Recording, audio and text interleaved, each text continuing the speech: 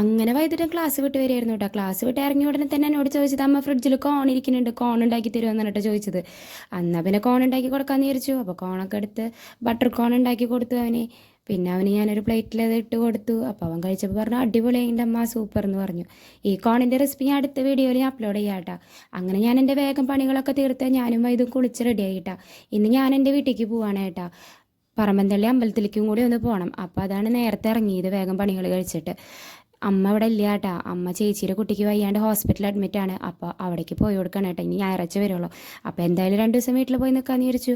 അപ്പോൾ വേഗം വീട്ടിൽ പോയി അങ്ങനെ പറമ്പന്തള്ളിക്ക് പോവാണ് കേട്ടോ. പറമ്പന്തള്ളി അമ്പലത്തിലെത്തി. അങ്ങനെ ഞാൻ അമ്മയ്ക്കുള്ളിൽ കയറി തൊഴുതു കേട്ടോ. ശിവഭഗവാനാണ് കേട്ടോ ഇവിടെ പ്രതിഷ്ഠ വരുന്നത്. അങ്ങനെ തൊഴുത് പുറത്തിറങ്ങി പ്രസാദമൊക്കെ കിട്ടി. അങ്ങനെ പുറത്ത് 2 അമ്പലത്തിലും കൂടി തൊഴുതിട്ട് പിന്നെ ഉള്ളിലെ ദീപാരാധനയൊക്കെ കഴിഞ്ഞ് പുറത്തേക്ക് ഇറങ്ങുമ്പോഴേക്കും ഇരുട്ടായിട്ടാ. ഇത്രയുള്ള ഇന്നത്തെ വീഡിയോ. നാളെ നല്ലൊരു